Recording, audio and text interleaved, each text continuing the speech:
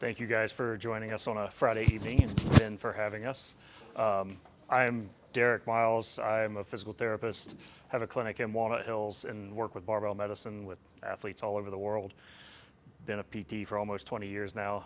Most of my background is in strength and conditioning, so you'll see that come out. I have not been practicing for 20 years, but also a PT, also strength and conditioning coach. My name's Cody Craig, most of you guys know me. But also in the rehab space and strength and conditioning space, I treat clients out of here. I got a jiu-jitsu gym and a powerlifting gym right now in Northern Kentucky. So yeah, that's me. Are we ready? Yeah. And sorry if I sound nasally. That's for a reason. But I'm good now. So you want to take this? Yeah, I'll come into it. You're going to see we haven't really rehearsed this as a team. Part of the talk and why Ben asked us to come over was to have a little bit of discussion about how to train around injuries, how to keep going, how to stay athletic. And I'm sure everyone in here has gotten hurt at some point, but it turns out if we're going to talk about pain and injury, like we always kind of got to define our terms out of the gate. And it also affects how we talk about rates of injuries when we're even talking about research. So if you look at powerlifting, the current evidence says the injury rate is 1 to 1.4 injuries per 1,000 hours trained. But have you ever really stopped and asked yourself like what an injury is? So I'm sure like all of us have had some pain while we're training, but did it influence what was going on? And it gets into even like how we classify our rates and talk about it, because if we accept an injury as time away from sport, like the definition that one of the papers used really was any physical complaint resulting in time lost from training. Well, could you go? If you were missing practice, you're injured. I'm sure plenty of us have practiced with more than a few injuries, and if you train athletes, this is going to be a pretty frequent thing. The other definition is any physical complaint of pain sustained by a player resulting from competition or training. Well, that's a pretty broad definition. It's a pretty rare day if I'm in season training for something that I couldn't at least rate something as a 2 out of 10 on the pain scale.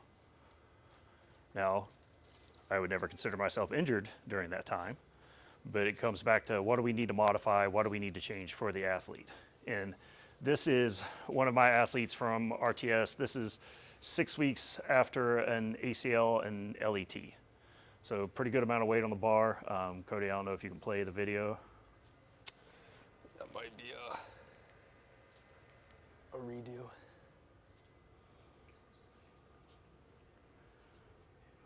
So probably a lot more weight than you're going to see most people using 6 weeks out of an ACL. Now, or so 4 weeks, sorry. Don't even remember my own timeline. At this point, like, there are technical things we could certainly improve on. Like, doesn't have a lot of knee flexion while he's doing it. This dude was insanely strong out of the gate. So actually probably pound for pound, one of the strongest athletes I've worked with. And so for him, this was like RPE 5. So he was barely getting past warming up. Because really, like, what are we trying to do when we're working with athletes who have symptoms? We're hopefully trying to let things heal, but even more so, it should be preparing them to return to their sport.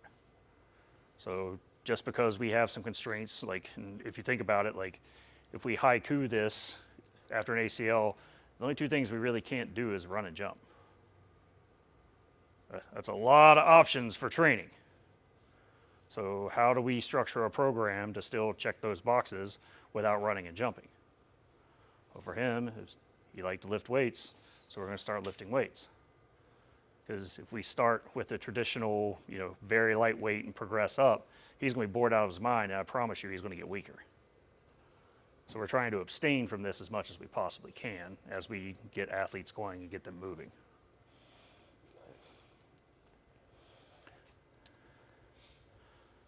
All right, what are our key performance indicators or our metrics that we're looking at? Everyone, the athlete especially, is going to be like, well, my pain level, right? I'm worried about my pain level. I'm also scared to do things because I don't want to get hurt. So we always have to keep everything more or less based around the athlete. Not so much the injury, but how they're responding, how their thought processes and their history are prior to that. So what does that come down to in a program? Minus knowing what we can or can't do. So ACL, run, jump. How are we going to get some good load? What does that look like? Is there ranges that we have to be modifying or staying away from? Time, we can't rush Mother Nature either, right? Healing is going to take its time. You can't rush it, no matter what compounds you're getting off the internet or anything else like that. Let's see, what does that say? And if we're looking at team sports, can they even be on the field? Can they still be incorporated with the team capacity, still participating in some way, shape, or form? Because that's going to be something that is important to them. They want to get back to. Completely removing them from that context might do more harm than good, even if it is just them on a bike on the field. So, do you have anything else to answer that? So this is how we traditionally think about it. We work on our symptom modification, our range of motion, then we start building our load tolerance. Then we start introducing athletes back to practice, hopefully, and then to competition. But that tends to make it to where there is this hard stop before we can do things. Well, we're probably better off, when we go ahead and advance to the next slide, thinking about it as like, where all does it go? We're cycling through. So yeah, we may not be a full go at practice, but can we go out and shoot around for a little while? We might not be ready for contact drills, but what can we do to keep training, keep you active, maybe running around without getting hit? And everyone's going to cycle through this. Like, once again, all of us in here have been hurt at some point. Like, how many of you guys just quit working out? None of us. So, and like, it's kind of a funny mental game to play with yourself with, the rehab space, to where we try and like shut everybody down when that's the last thing most of us would typically do to ourselves. So how do we change it in order to keep going? Okay, well, my shoulder hurts today when I'm benching. Well, maybe I'll move out to a wider grip. There's always variations we can try to play with it. And some of that comes down to what equipment you have access to.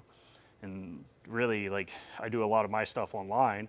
So like, one of the big things is like, what equipment does the athlete have access to? If we're trying to rig a program with just a bar and some plates, we can do it, but having options, having things like a ski erg sitting around, having more equipment is always going to end up giving us more options with which to do it. And I like that. I should put that in there where it's like, here's the line graph and it's time and progress, and people think it's just this like straight up and down line. And it's like, every time you get to one of these next steps, you might have a little divot. You're going to have these peaks and valleys, but the overall trend we want to be is in a positive manner. So they go to practice, they're going to be super sore no matter where they're coming from if it's the first time. They're going to think they took a step back. No, it's just part of the process at the end of the day. Different line graph. Yeah. Derek had talked earlier on things that we can and can't do and meeting them with where they're at, because most of the time in rehab, especially like, I mean, a lot of us have seen like what clinics do, and it's very light stuff. And if Ben goes to rehab, he's a strong dude. Him doing a yellow TheraBand long arm quad is probably going to actually make him weaker if he's told to do this for 4 weeks.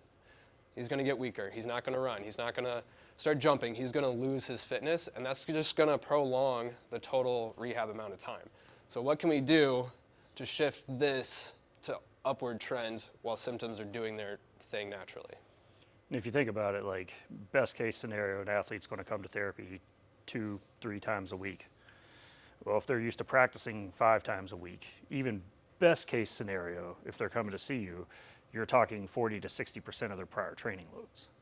So it's not just what's happening in the clinic, it's setting up schedules, setting up programs for things for them to do outside of the clinic as well. And like, I've oscillated back and forth on how much I think cardiovascular training needs to be supervised by me or like done on their own time. But like, I do think there is utility sometimes, and also like using that as a tool to show them what hard is and what they're capable of. So we can't run or jump. Well, we have an assault bike, we can use that. We can't bear weight on your leg. Anybody in here ever tried ski erg sitting on a box? Promise I'll get your heart rate up real fast. Or the death, or what is it, the belt death thing, the new thing? Yeah. Like, You know what I'm talking about? Yeah. So there's always ways of modifying it if we have the equipment, but like we want to meet them at the capacity where we're trying to go and hopefully even exceed it. Like it'd be a fun study to ask athletes when they're returning to sport, like, are you in better or worse shape than the day you hurt yourself? And if we're really doing physical therapy, I would argue we should be trying to prepare them to be better than they were before they got hurt.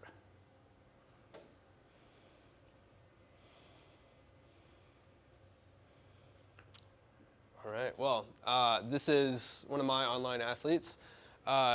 Reference, 6 weeks prior to this deadlift, she was told that she will never be an athlete again. She'll never lift, run, or swim. She was a D2 swimmer at Finley, if anyone recognizes the shirt.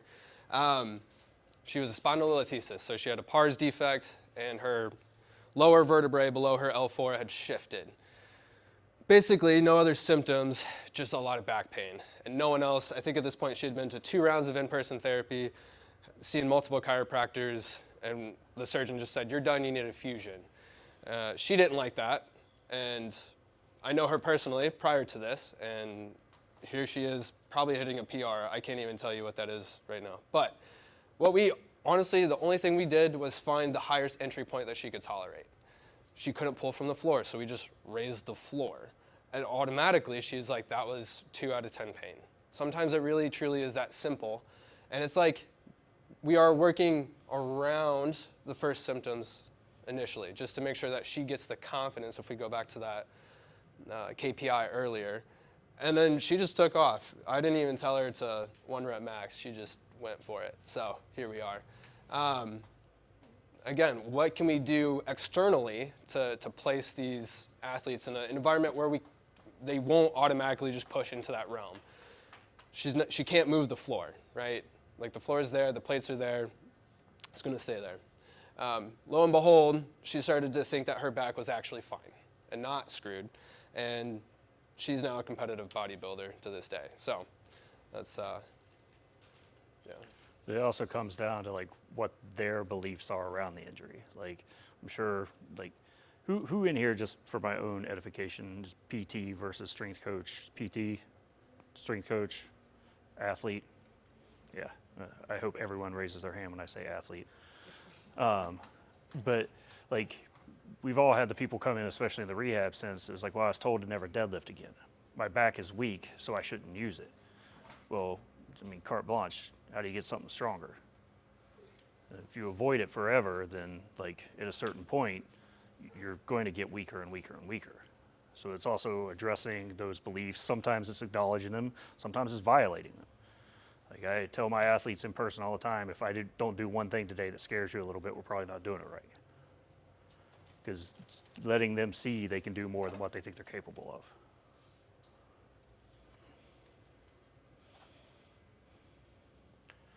This is Ryan's 6 weeks post-op. And to that beliefs, it really is like changing the narrative. Like what can we do versus what can't we do? So everybody comes in, well, I can't run, I can't lift. We're like, well, think about all these other things we still have the options to do. So I can't run or jump, sure as hell squat. So we're gonna go do that for a little while. But it's also looking at it from like, what they were doing beforehand. The whole reason we could do this is because this guy was a hoss before he came in. Like my job is essentially don't screw up. So like, but in that, like it's getting the adequate load. And then how are they feeling after training? Like a lot of times we'll use the arbitrary, we don't want symptoms more than 4 out of 10 while you're training. And I do think there is some utility in that, and that's a whole sidebar on confronters and avoiders and fun psychology. But like I think the like 24 hours post is also probably a better litmus, because if someone is experiencing symptoms 24 hours, I'm probably going to start titrating what we're doing. Whereas in clinic, depending on what the injury is, sometimes it's like we're going to let this ride because we need to get some work done.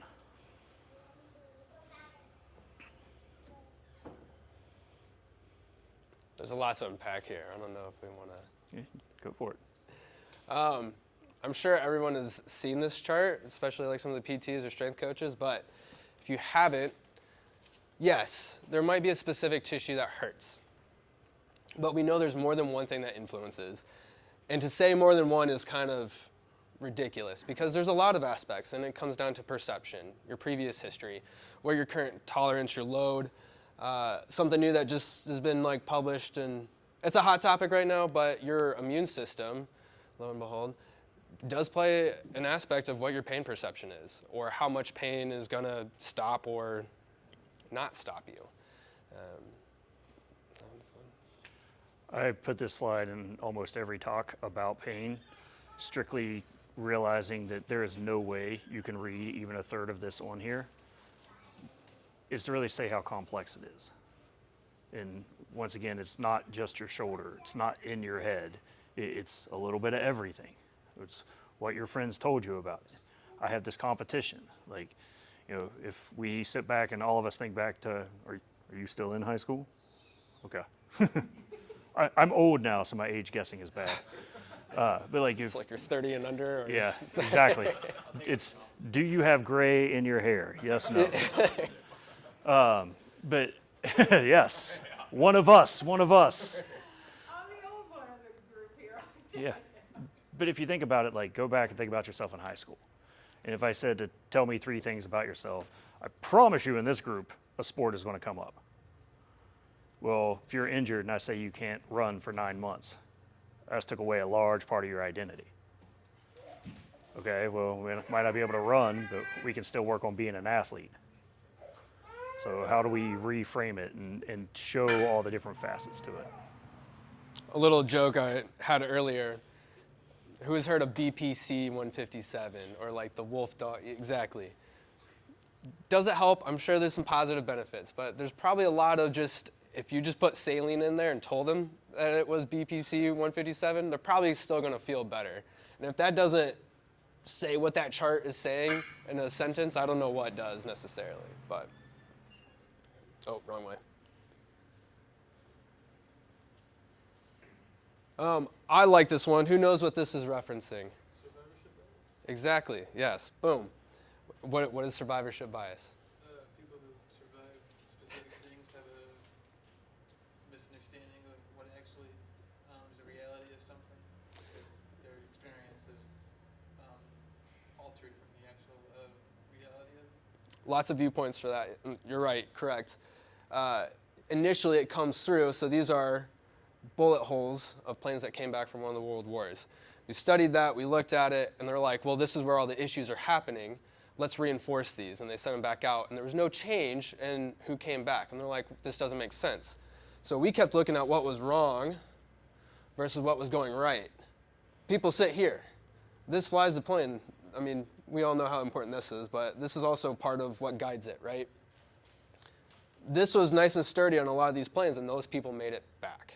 So what is it that's going to be your primary movers of what helps you make it back, right? You're injured. We get it. We know that. But there's a lot of things that we still have a lot of control of that's doing the right stuff. We just have to emphasize that a little bit more, and that's going to be things like your sleep, nutrition, all your recoverabilities. Even looking at, you know, what's the most controlled thing we're doing right now in the gym? Rehab.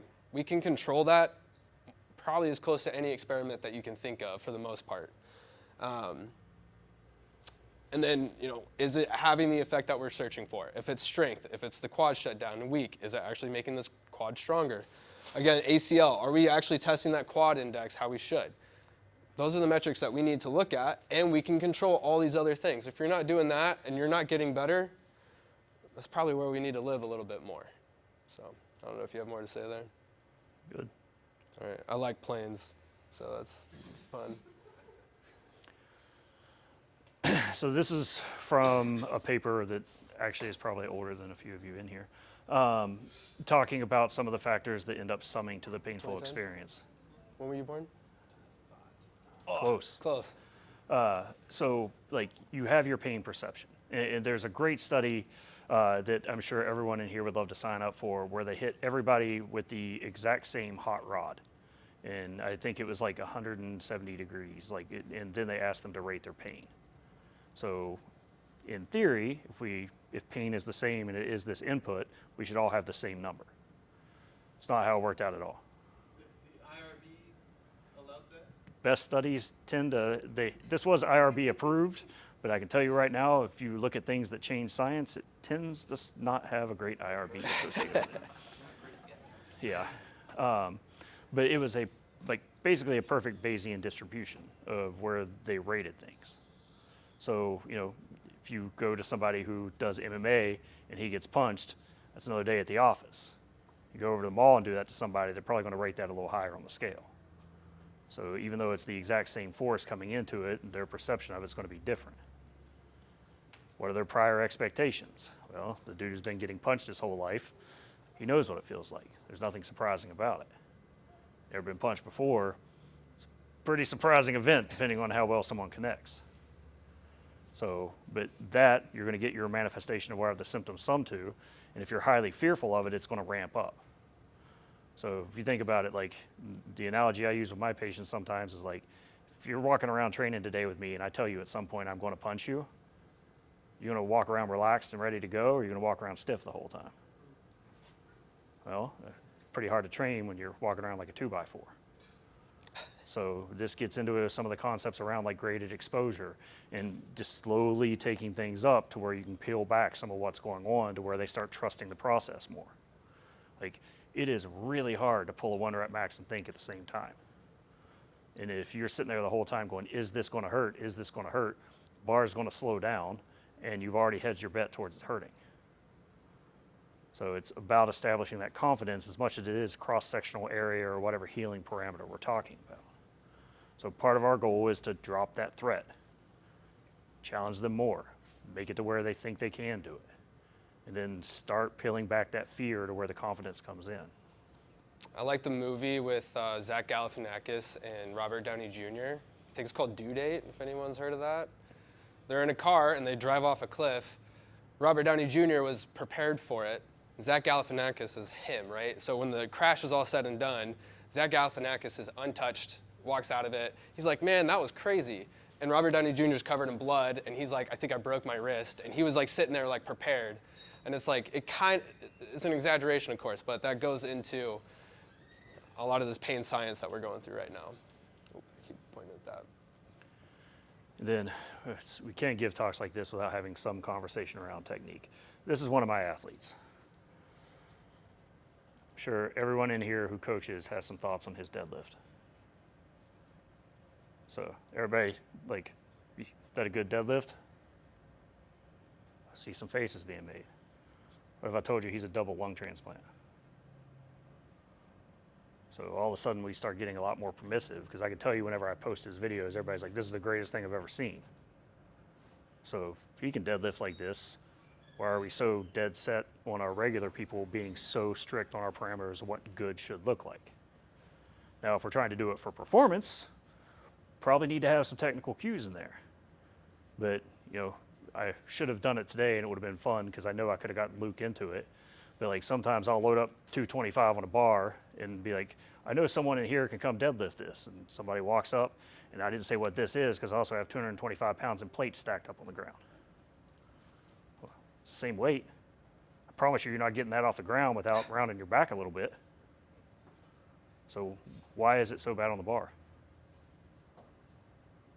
Not the most efficient pulling pattern if you want to be strong. But I can also promise you, and there are studies looking at this, you're never going to see somebody 1 rep max a deadlift and not get some rounding out of it. They might hit a 1 rep max. For them, it is not their 1 rep max. Go watch Eddie Hall deadlift 1,000 pounds. I really like this first point. There's always going to be some risk with anything you do. You walking outside the house today to go to work or go practice, anything can happen. But if you sit there, the impact of inactivity will almost guarantee a negative consequence. That's what this is really a lot of what it's about is it worth the inactivity, or is it worth having to mitigate a little bit of that risk?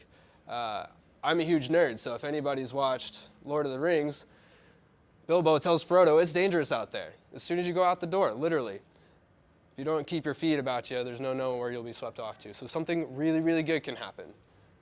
You get better. There's a concept that I thoroughly have bought into in like child motor learning, where they talk about like how you pick up skills. And like even in the long-term athletic development model, the first step is called the fundamentals, but they capitalize fun because you really got to be enjoying what you're doing to want to do it more. But the concept that the authors discuss in this paper is making things pleasantly frustrating. So if you make something too easy, you're going to get bored and not do it. If we come out swinging and crush everybody, you're going to be like, I'm never going to get there, so why would I do it? So we want to really try and make like our technical side of it, our effort side of it, everything pleasantly frustrating. There's always something to work on. Like out of your day of squats, if you have 25 reps, how many reps do you think are probably Instagram worthy? None of them for me right now, but There not you very go. many. Yeah. But like, you know, I everybody might has, have, yeah, like yeah, but 5 or everybody always something. posts their best one. And if it looks perfect every time, you need to put more weight on the bar. And like, it shouldn't always look this like great idealized thing that we see on social media. Like, we're going to play with it. Like rehab, and the other thing the authors talk about is like using this, whatever environment we're setting up, as a sandbox. Well, you know, conventional hurts. Have you tried sumo? Like, and we all know how to like make these little pivots along the way to make it more accessible to our athletes. And this is just kind of putting some vernacular behind it. But if I can make it fun and I can make it challenging, odds are you're going to come back and you're going to get better. Make it fun. That's huge, in my opinion. So Ryan did not have a double lung transplant. He's 6 weeks after an ACL. Same thing, round in his back. I think this was like 455. And like, I don't know too many athletes that are pulling 455 at 6 weeks out. But that would have been 71% of his 1 rep max prior to injury. So it kind of changes the frame when we start thinking about it in terms of that. So if we're just using a 35-pound kettlebell, we're never going to get there with him.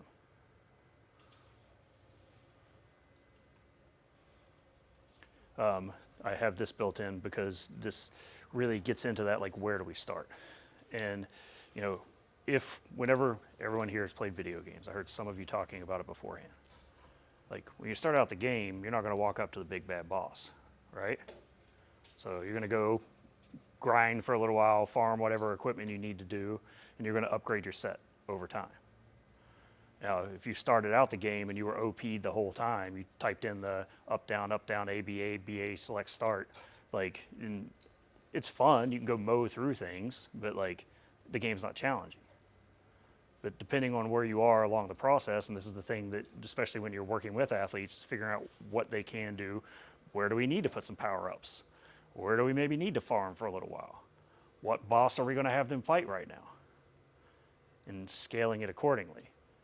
And like, I had someone do this built off of my daughter, because I think like having a 4-year-old and watching her grow and being like, what can I make challenging for you? And then she'll go yeet herself off of a back deck and you're like, too challenging. So, you know, sometimes you have to have those mistakes to learn. But you hit the ground one time like that, probably not going to run your scooter off the back deck at 10 miles an hour again. Friday nights, maybe. I don't know.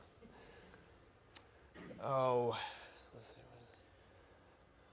I'll go. Yeah. You got this one. So, you know, when we look at it in the presence of an injury, we all have our normal program.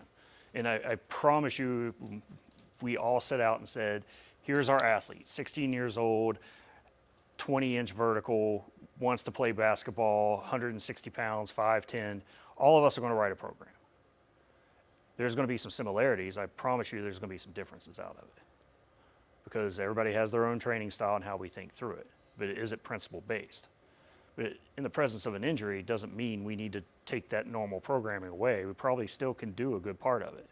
Like, we literally have a joke at Barbell that like, an athlete has a knee injury, they're going to PR their bench.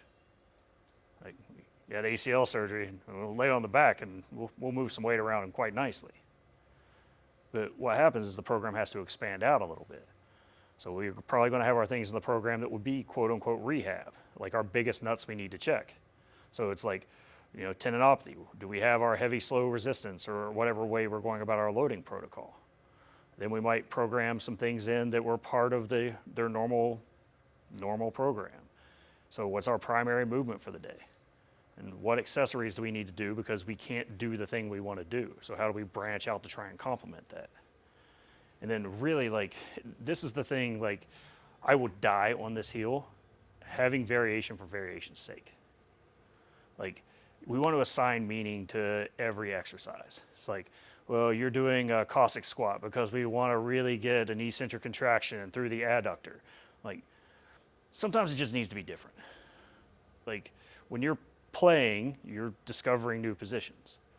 Like, if you want a fun thought experiment, I'll give you about 20 seconds to ponder. Like, define athlete. It's a lot harder than it seems when you really start thinking about the actual definition of it. Part of being it, though, especially a really good one, is being able to do something nobody else can do. If that's the case, why does everything need to be this cookie cutter, we're doing the exact same thing? Sometimes it is just a party trick. Like, I have some of my athletes in their program, like, there's a slot at the end that says get on YouTube and find something you've never done before.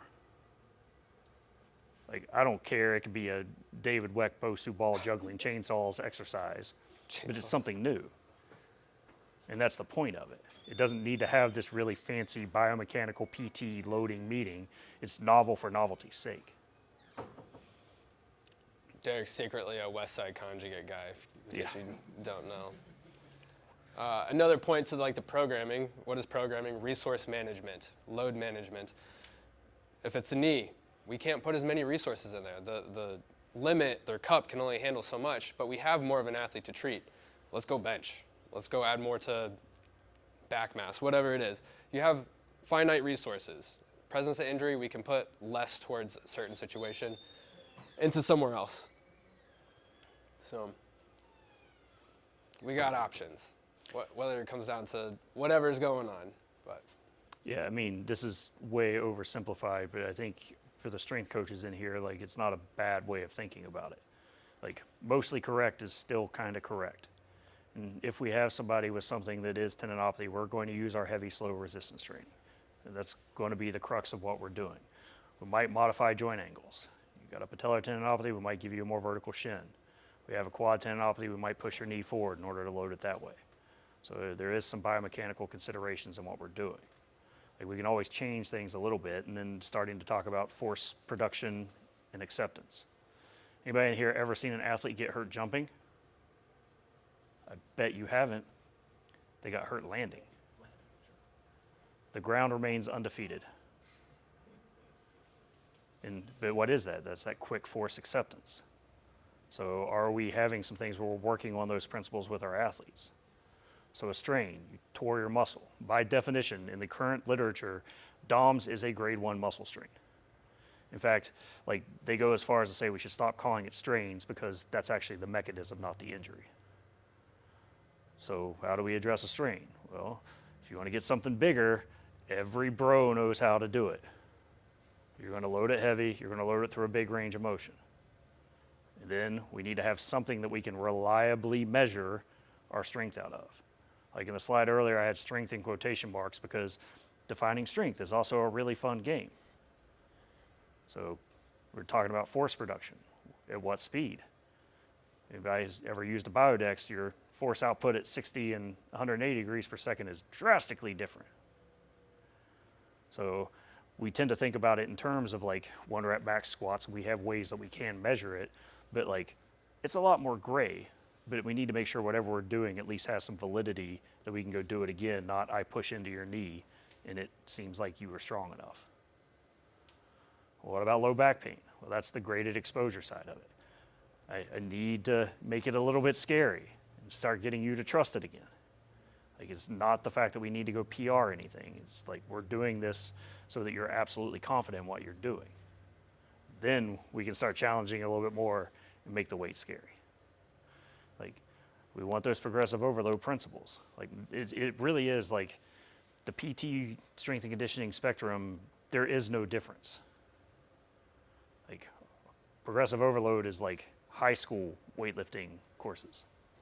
Like, we all understand the principle. But in order to progressively overload somebody, you gotta have enough weight to do it. So once again, we're back to like what access or what equipment does the athlete have access to? meeting the athlete with where they're at.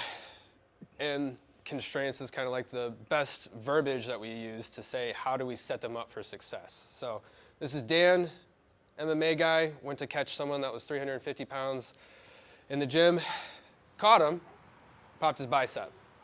Dan continued to submit the guy, which is crazy with what happened, but got it repaired. He was still restrained to some range of motion of his bicep, still lacking some extension.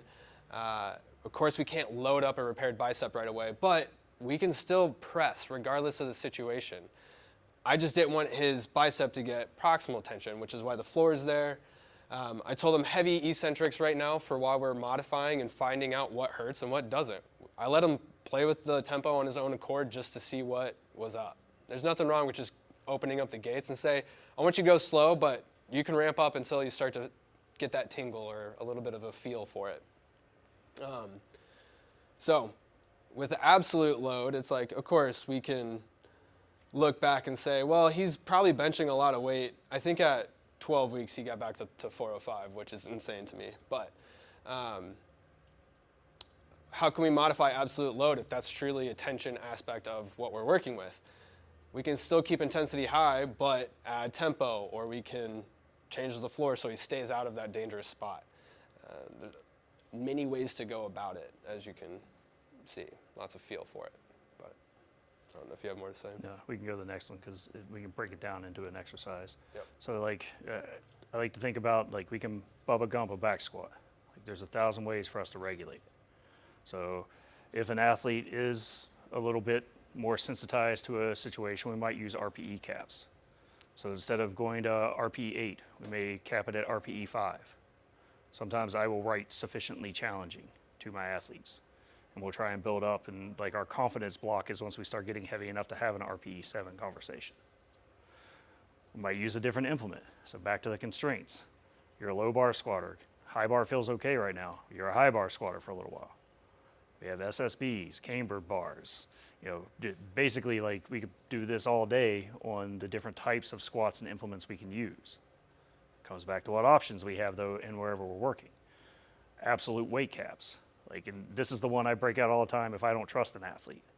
If you ever see one of my programs is like no more than 255, that means I don't think you are a good decision maker, and I'm going to be the one making the decision for you. So using those weight caps to where we're not pushing past into bad decisions. We might take advantage of some machines. Like when we're talking degrees of freedom, you want to constrain something. There's only so many ways something can go on a leg press versus a squat. Now, I would argue it's really good for loading, really good for building quads, probably not the most athletic way of getting back into things. But it didn't say we're going to stay there. We might just start there. And then symptom caps. So sometimes it's like work up to RPE 7 or symptoms greater than 4 out of 10. So there's all kinds of ways we can put these constraints in place that let us keep moving forward and, you know, modify range of motion. Hurts when we're squatting to depth. Well, congratulations. We're going to do box squats and we're going to be about 3 inches above parallel. And then we're going to work down to it. Or it's like work up to a set of 4 at RPE 8 through the range of motion that's comfortable. Take off 30% of it. Drop the pins 2 heights. Want to go down and get a couple sets of pin squats. Just work on a little more depth. Change the load. We change the range of motion. There's all kinds of ways of modifying this. Very simple way I've combined RPE with like symptom caps in my own practice. I tell people it can be a dimmer switch. So like I want it really bright or I want it really dark or dimmer. I tell people that's on a 10 scale, period. If your pain is at a 3, we can go up to like an RPE 7. If you really want to max it out, sure, let's check out 8, but that might bring up that pain to a level 4, right? So as long as that we can keep this visual like, oh, I'm still trying hard, but I'm keeping that red no-go zone still pretty low, and its total amount is 10. Like some people can visualize things a lot better. That's not going to work for every athlete, which is where you put absolute load, you know, stuff on there. But that's something, especially like our kids that like to have fun, and they're still in school and they still have a creative process. They seem to pick up on that a little bit easier, in my experience. And that can come to how you anchor your whatever you're trying to test. So it's this is Derek's athlete, so. Yeah, so anchors are really like where you're framing it. So an anchor would be, I don't want symptoms above 4 out of 10. But it's also like what the athlete's prior anchors are. So if they have expectations and numbers, like this guy, the whole reason this video is in here, was anchored to the fact that he could not squat 405 right now. So every week with a cap, with whatever constraint I put in, he would just try and shoot it and bring his symptoms up to his dimmer switch analogy to where we have a floodlight on. So he changed gyms, they had a belt squat, and it's like, well, let's go use that for a little while. He's like, this feels great. Like, it's partially because you have no idea how much weight you should have on it, so you're actually regulating it like you should. So sometimes we need to change things in order to do little psychological party tricks with people. And what is their understanding of intensity? Like, we've all coached athletes. Like, if you take a novice person and you say, we're gonna 1 rep max you, like, nobody knows what hard is. So until you actually understand what that hard is, you're never gonna be able to give that full effort out of it. So framing things around RPE, like, how many more reps do you think you could have done? It starts giving you some feedback out of it. And if you really want to teach an athlete RPE in a like safer way that's a little mean, like put them on a machine. Say, I want you to go find a weight where you can give me 10 reps at RPE 8, and walk up behind them and say, give me 2 more reps. Give me 2 more reps. Give me 2 more reps. Give me 2 more reps. And I promise you that's about the number of 2s, if not more, every time, because they just don't know. I mean, and let's face it, like, anybody in here ever used a pendulum squat? I know he has. Like, it just sucks. Like, the difference in 1 plate and 2 plates are equally miserable. So it's like, yeah, you've got to like learn what you actually can do out of it. But that has to be a skill that's developed over time. And what are their expectations of the exercise? Like, this dude was going to squat 405. Well, we're going to go belt squat for a little while. So we change our expectations, we change our anchors. And what is their technical proficiency? Like, as much as I'll let Connor fly with that deadlift, like if somebody comes in and it looks like Gumby taking his first step, then like, yeah, we're probably going to work technique for a little while longer. Like a barbell, sometimes we get put in this camp, a technique doesn't matter. Like, it absolutely matters. It's just at what point does it become a rate limiting step that we need to intervene upon it?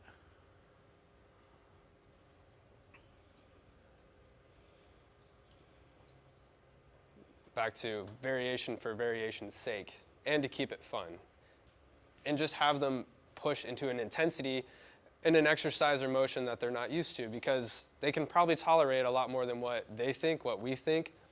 Sometimes you just have to let them go and put them into a safer way to push that. This is my girl. She's a world competitor in jiu-jitsu right now, and she sprained her ACL in a weird turn of events. It was actually kind of a freak accident in comp. I was like, what is left? She's like, I just don't, like, I'm not having fun with like the rehab right now. I'm like, well, let's go jump around. Let's just go do something on the mats where you can enjoy that. So we had her do some zigzags. Who's done a K-box before? That's rare. I wish Ben had one. Yeah, no, he's come over to my place. No matter what you do on a K-box, it sucks. No matter what. It could be the lightest thing, but it's going to be hard just for the sake of being hard and pushing intensity, and you can constrain the range of motion very easily on that. And you can still push it, and they're still going to get a good enough stimulus for progress. Like, let's go back to the videos. And then this is, both videos are Ryan. So he's a fireman by trade. And we were like, well, we need to do some change of direction stuff. So we'll run a 4-corner drill, but we'll grab some of the sandbags we use for strongman, and we're going to pick it up and go that way. So, and like every one of those bags weighs something different, because let's face it, if you're running into a burning building, you're picking it up, you're not going to pull your scale out and see what it is. So like he's running around doing this, and we're wearing him out, we're working on the change of direction side of it, but we're also trying to get a little bit more to where we're mimicking the things that he's going to be doing.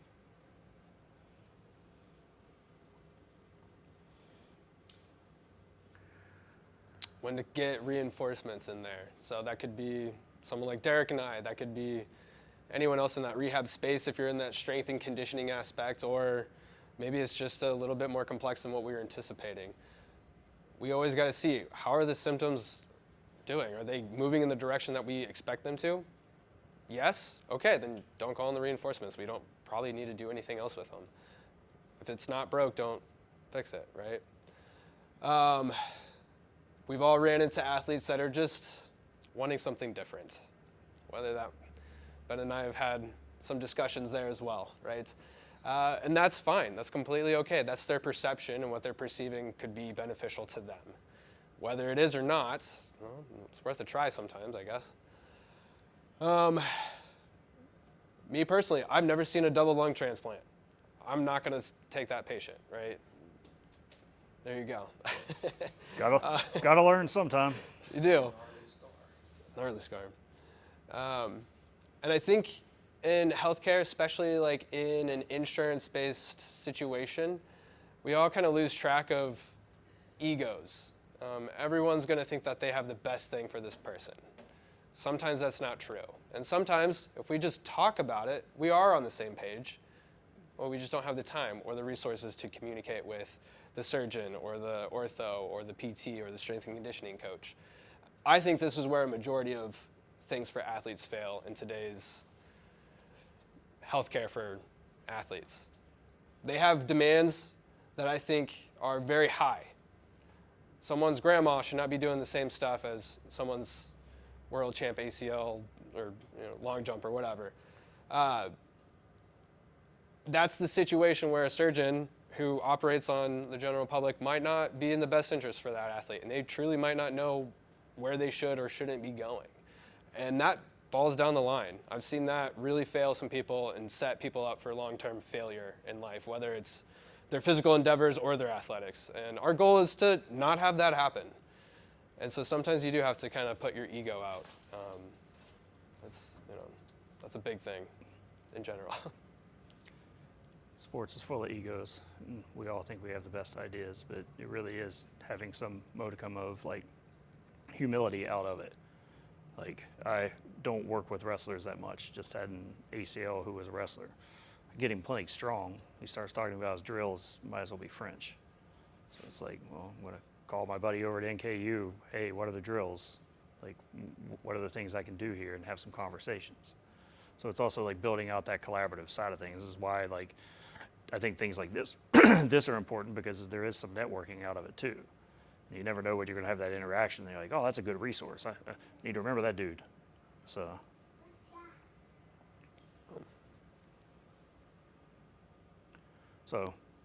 where's the line between rehab and S&C? I would say there isn't one. I mean, at this point, like, when people ask what I'm doing, I'm like, I don't know. Like, it really is. Like, am I a strength coach? Yes. Do I do physical therapy? Yes. If you ask me at work, like, which of my clients are PT and which of them are there for performance, I would like to hear some of their answers. So, because at a certain point, it's just like, oh, we're just training now. But, even some of my guys I've been working with for 5 years, like, have symptoms every now and then. It's not like, we're back on the PT train. It's like, what do we need to change in order to keep going? But, I'm fortunate enough where my clinic is in person to where I have literally every piece of equipment I could ever want, minus a Biodex. But, like, it allows Ryan to do crazy stuff like this. He's also, like, if you think about it, if you get hurt and you go to a gym or go to a PT clinic and everyone's moping around the whole time, it's not exactly like somewhere where you're like, I'm excited to be here and go do this. But if you're doing this and the literal world's strongest man is right beside you pulling 800 for reps, you're like, maybe I should put 5s on. And that's where that spectrum of like PT and strength and conditioning comes in. It's like, it's the same principles at the end of the day. It's just, where's their starting point, in my opinion. If you're him, 4 plates is good no matter where you're at, but. So really, like, what is the goal? Like, PT is really just to make them feel better. Strength and conditioning is to make them perform better. So what's the denominator there? We are trying to make athletes better. So we should reflect that in our programming, how we're having the conversations with people, how we're making things challenging, making sure we have the pleasantly frustrating side of it, and keeping going in the presence of injuries or pain, instead of getting so hung up on what we can't do right now. And like the survivorship bias of it, like, If you hurt your knee, you still got a good leg, 2 arms, and a trunk. We can get things done. I promise. And feeling better, that comes with some nuance and context. You can rub a tissue and it feels better for a little bit. Is that going to get them back to squatting 405? Long term, probably not. We want to make them feel better doing as close to the thing as we can, right? Boom. So, any questions, conundrums, thoughts on the meaning of life? Zeke. Yeah, so where did you go from starting out as PT to like more so scaling to like the confidence of where you got him like 4 weeks post-op deadlifting like that, basically? I think it's just trial and error over time. And like when I was 7 years out, I used to hate it when people were like, you just don't have enough experience. Yeah. That literally is the answer. And Fair it's enough, like, yeah. because back then, like I would love to go and look at some of my charts from the first 5 years of my career and throw up at myself. But you know, you see someone do it, and then all of a sudden you're like, oh, okay, we can roll with this now. Like the most, sorry, I'll be family friendly. The most I have ever tensed up in the presence of another athlete is I had a guy tear his adductor pulling 715, and he ended up having a surgical repair for it. And so this dude's built like a tree. Yeah. And we started deadlifting, and like I think we were 8 weeks out. He pulled 315 for the first time, which is kind of crazy if you think about it. But then you do percents, and you're like, Yeah. it's 40%. So, but doesn't mean I'm not sitting there like, oh God. So do you work those percentages in like when you're like, oh, hey, this is what we're going to try, or is it more like just graded exposure up to that point? It depends on the athlete, really. If someone has a pretty good touch for it, I will normally work up to 40, 50%, somewhere like that. If somebody is a little bit more novice and has no understanding, even if they're really strong, like I will be like, okay, we're gonna go here. I wanna see how it feels tomorrow. We're gonna go here. But you think about it, like if you add 10% every week and you have especially a 9-month rehab, like that person's gonna PR even if you start with an empty bar. Yeah. So. What's up? So I was wondering, I used to work for Ortho Sensei, so I met Cody. And this was obviously not the consensus at the PT clinic, right? So I mean, I'm wondering what is the level of this consensus of mixing PT and strength and conditioning in the modern scientific world, right? Because like you guys have given very good like presentation and understanding of it, but like, why should I not listen to like 50 other people who give different opinions on the mixing of rehab and strength and conditioning? So I love the way you phrased that question, because you said, what's the scientific consensus of it? The scientific consensus is this is what should be happening. But then you said, why shouldn't I listen to the other opinions of it? So it really is like using the science to guide a lot of this. And in the grand scheme, this is probably like the way it is in 10% of clinics, and that might be the most generous overestimation I've ever given anything in my life. But it's also like, I can tell you this far into the profession, it is so much better than it was 15 years ago. And like it's starting to catch on, but there's a great paper that talks about like what causes changes in medicine. And the answer is how long, or the paper is actually titled, How Long Does Change in Medicine Take? The answer is 17 years, which kind of disappointing. And it's not because the evidence updates, it's because the old guard retires. So like we're seeing it slowly shift over, but like if I'm giving an opinion I can't substantiate, you will certainly hear me go, hey, shooting from the hip on this one. If I can back it up with 20 papers, I'm going to come out swinging. You also have to think like personal anecdote or this person's experience, they might say this, but what is research is trying to quantify or objectify that person's lived experience in a metric of some sort, and then we put that together into a paper, into a peer-reviewed journal, whatever that might be. So I'm going to put my money on where we have 15,000 subjects or 1,500 subjects. That looks a lot better than I've done some ashwagandha and some craniosacral stuff. Like, Sure, 17 years ago, that was really huge. We're not seeing that happen as much anymore. I don't want to wait 17 years to find that out when it comes down to it. And part of it is like science is set up to disprove things. So like when new evidence comes out, like it is easier to say with a high degree of certainty that something doesn't work than it does. And if the way things are currently being done is this panacea, you would see better outcomes with physical therapy, which aren't great in the literature. You would see some of this disability going away. It's not happening. So, And Ben has harped on this a million times too. The rate of disability in the US is astronomically skyrocketing. The rate is actually increasing despite improvement in technology and medicine. And it's like, what's this common denominator? We're moving less, we're not eating as well. Is it that simple? I don't know. But it's like we're scaring people away from moving, we're scaring people away from moving wrong. And we're so focused on all this stuff like the peptides or this manual technique, and it's like, we've looked at this. Disability is skyrocketing despite all this stuff. I just think the evidence that we have on exercise, strength training, and zooming all the way out and looking at things from the perspective of like, on a population level, like people aren't hitting physical activity guidelines. So it's like, so we have do you this- know physical activity guidelines?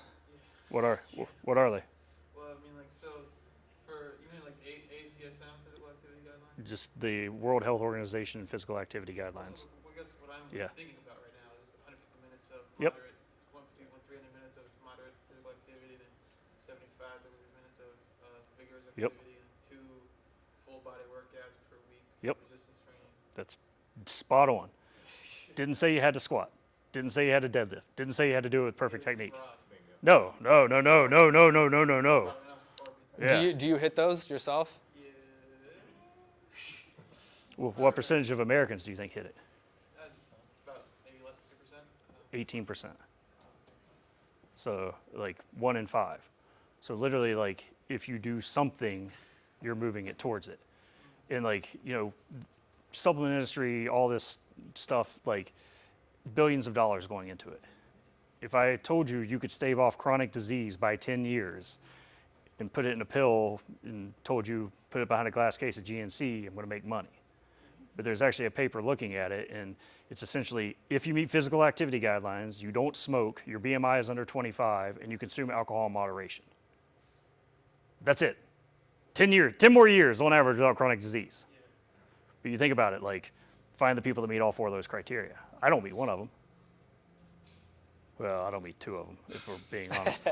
So, I said too broad because I've heard a lot of consensus that those activity guidelines are too broad. Like from like some, there's this influence like PhD people I follow online, and they're like, well, 150 minutes, 300 minutes of moderate activity. It's like, well, yeah, we know that any amount of physical activity that suits your heart rate is good for the dose response relationship. Like, I was coming from a place of like, these people think of moderate physical activity that's like, they're not thinking of meds or zone 2 training, or just they're thinking of, I gotta go to the gym, I gotta start running on the treadmill for like 4 hours straight, and if I don't do that, then I'm failing.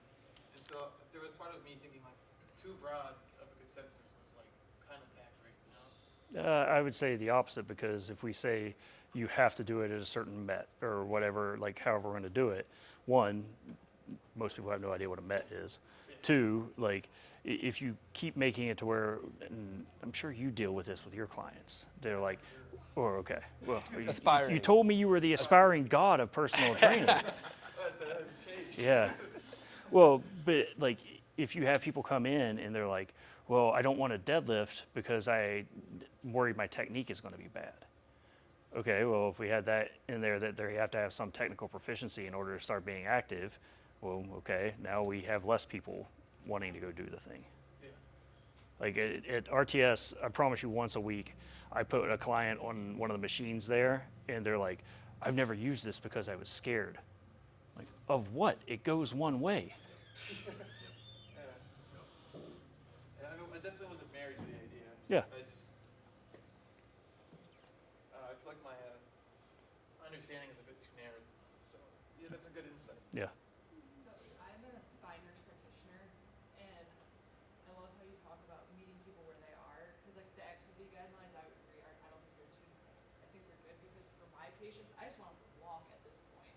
Like starting walking is really is huge. That will change their life. And that Ben and I talk about this every time I'm in here about just the activity guidelines and how many patients actually meet them and how much their life would be different by just meeting simple guidelines. But then it's also too is that the health system in general is set. I could go on for hours. Is set up for patients to fail, and that we try to get them into therapy. But then I also like you guys are phenomenal, but a lot of the therapists that we have to get the patients into are afraid to make the patients move.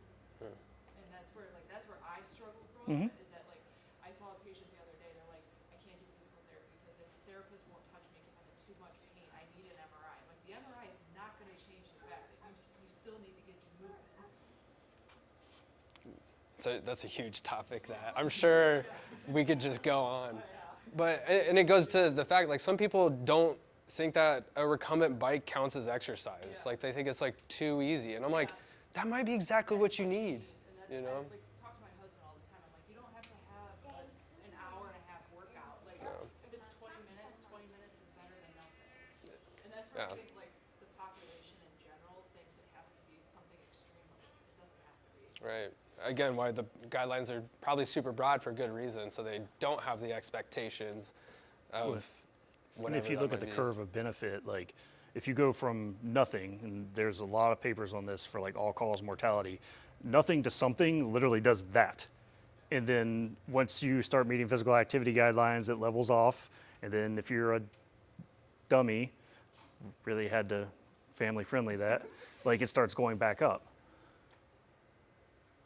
So like, but the problem is like what we see are the influencers that are being idiots in the gym and like overtraining and like, let's face it, like if your thing is jumping out of an airplane without a parachute, I'm probably not going to use you for my lifestyle choices.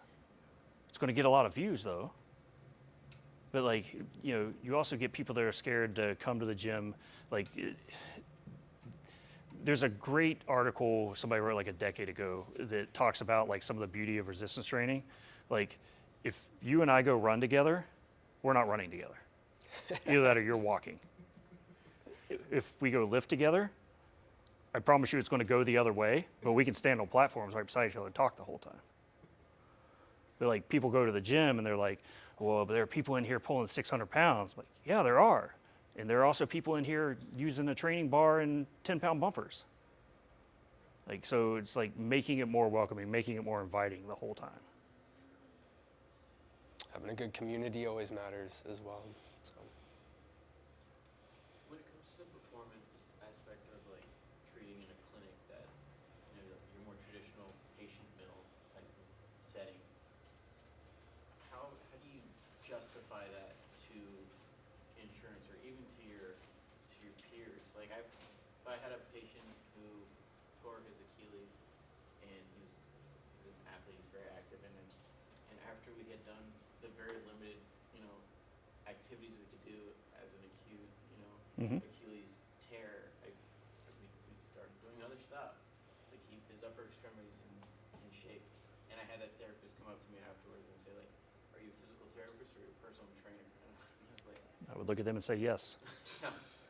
Well, okay, but then I had another issue where it was unrelated, but I got reported to the boards for something that was neither here nor there. But in my head, I'm like, oh my God, could another therapist have reported me for doing things, you know, outside of the scope of my practice? You know, is this something that could actually get reported to a licensing board? Obviously, it didn't have to do with that, but I just sometimes when it comes to this performance versus rehab thing, in a setting that's more conventional, I don't really know how I'm supposed to be tiptoeing that line. Like lately, I don't even, if I have a patient, like I have an ACL and she's doing overhead press stuff, I don't even document it. I just, if I'm supposed to be icing her, I don't, the literature supporting icing I don't think is very robust, so I don't ice anymore, so I'll make him do it then, but I still don't document it. I'm just wondering, do you guys, do you bill for that? Do you document it? We're both cash based. Yeah, I know you are. But like even beforehand, like I would document what I did, but I wouldn't use that in my billable time. Because if you think about it, like this is going to get real fun if we're talking about, yeah. No, that's what But out of it, like for all intents and purposes, like odds are you had another patient in there while you were there.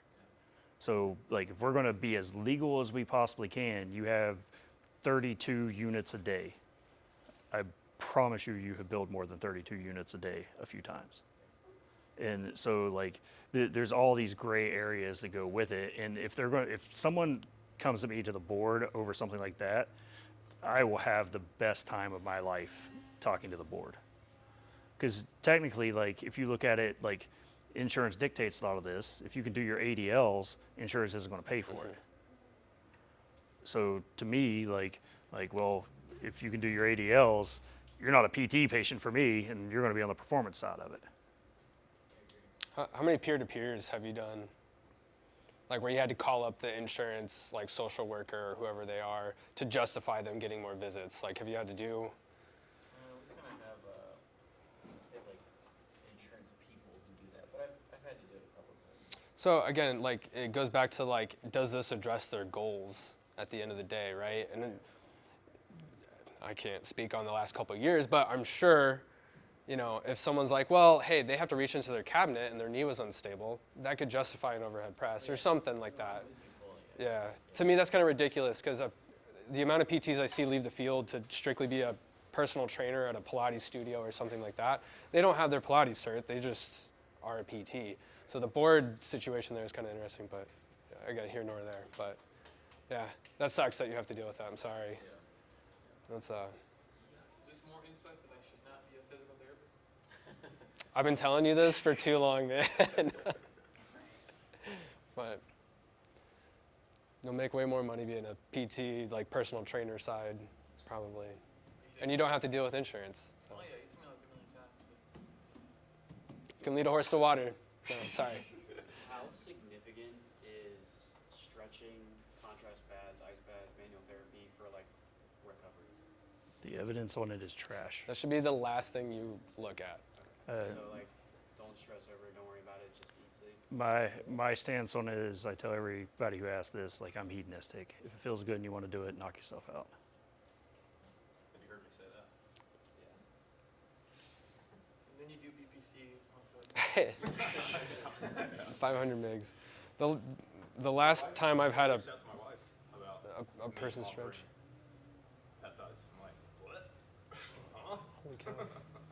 Sorry, good. Catch you off. No, you're good. No, it's just, to me, it's like, oh, we're going to do a recovery session. I'm like, you can still get sore from stretching, and that's going to impact the next time you go into the weight room where the real money is going to happen. And I would argue that's a waste of time then, and a waste of resources if you're not following up and doing the other big rocks of whatever that might be. So whenever you're done with practicing, your coach tells you to stretch. So If you want to keep your try that. Let scholarship, me know how it works out for you. yeah, you want to keep that scholarship, yeah, maybe just, if it's teamwork, it's community benefit. There you go. It's funny because what you just said is the same shit that Squat University is always saying. You fucking hate that guy. Just because you disagree with like a lot of stuff doesn't mean like they don't have a truth in there, right? Yeah. So two truths can be correct at the same time, right? So But that's part of this bigger conversation, though, too. I would argue that like there are. are you fear mongering or are you? There's a lot of that. There's a lot of those online that like, you know, as someone who was once a trainer at year 2, you know, is like, you know, looking at this stuff like, oh, well, what he's saying must matter because he's a doctor, you know, right? Like, so I think there's, and that's not just trainers, obviously. Like, there's just general population people on the internet that, you know, don't understand some of these concepts of trade exposure. And the internet lives on rage bait and Right. getting views. You can see that with the new science-based training. I Optimized every single don't part. even watch it anymore, but Question. So I'm assuming not the biggest modality guy. I couldn't tell you Even last time I like used one. Russian stimulation, anything like that. So I think the evidence is there for the quad stuff post ACL. For AMI is a whole nother I was gonna say, can of 'cause that was worms. gonna be my question, Yeah. is how do you handle manual? I knew where that was going. Sorry. No, it means it's a good question. I don't use it. If I have somebody, like I've told athletes, like if you want to go to CBS and go get a unit, if their quad sucks, Yeah. by all means. So, but like, I'm also fortunate enough to where I have I have 3 knee extension machines. I worked at the University of Florida, we had 1. Yeah. At Stanford, we had 0. Like, and so like I have options to do everything.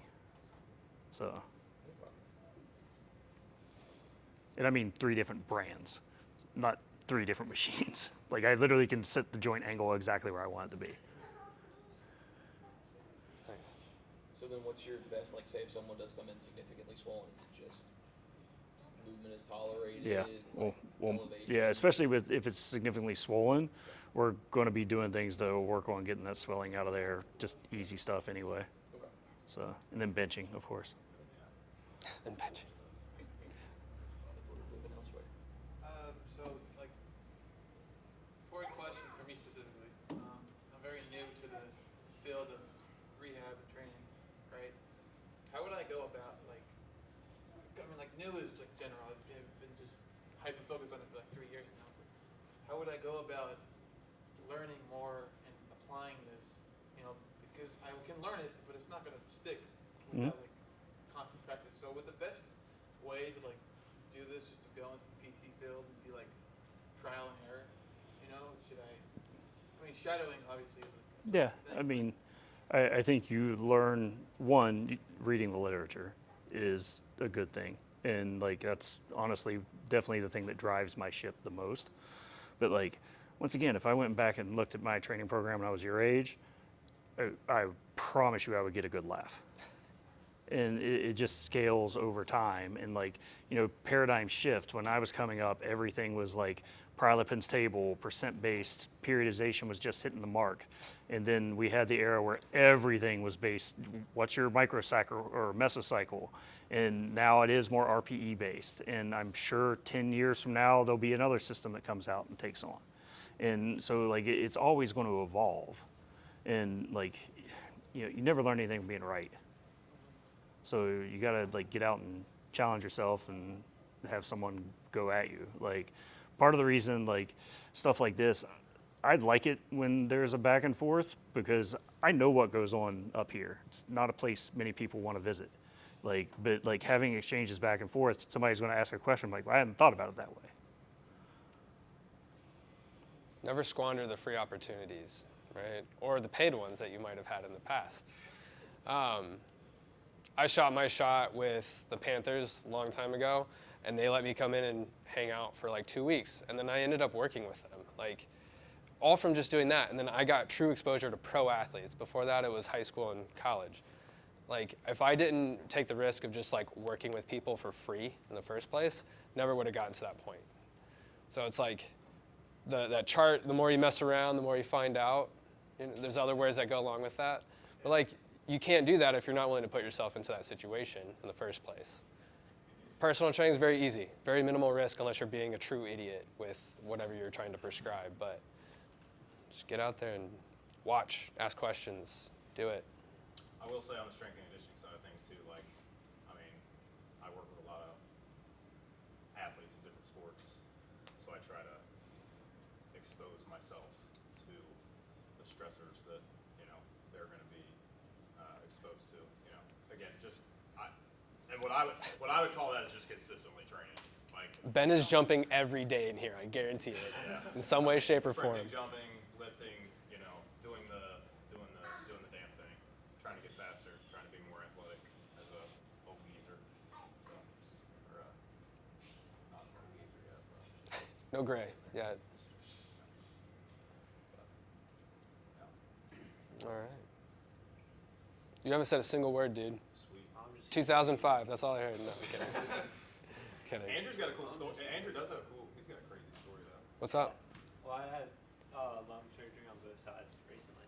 So Recently? yeah, back in July and then this past January. So transplant? no, pneumothorax, so partial collapse. How'd that happen? Just you don't- because you don't I'm have to just ask. tall and thin, so genetics. My lung has to expand more. Blisters that form inside there, and Mhm. they just pop randomly, spontaneously. That's crazy. Doing well now though? Yeah, back at it. First Awesome. week back, so. First week back. Yeah. What do you run? No, lifting. So there's Lifting. broader restraints, just like, lifting wise. I mean, I can do a lot with my legs, but as far as carrying things, they didn't want me to go over 10 pounds. So, yeah. Gotcha. And then cardio is just going on my own and trying to get back. Trying to get back He was to a that. basketball athlete. I was gonna. It's like basketball, running, or something. Yeah. Basketball. Nice. Well, crushing it. That's awesome. Yeah. You didn't have to share that, so thank you. No, Appreciate yeah, all that. good. Very cool. Of course. Nice. That's why you didn't say anything. No. Okay. Okay. Well, I'm not even in this field. I'm just want to learn. So. I love it. Yeah. Loves to learn. Go hang out. Right? Lessons. Sorry. I'm picking on Dylan. Picking on Dylan. But. Thank you all for coming.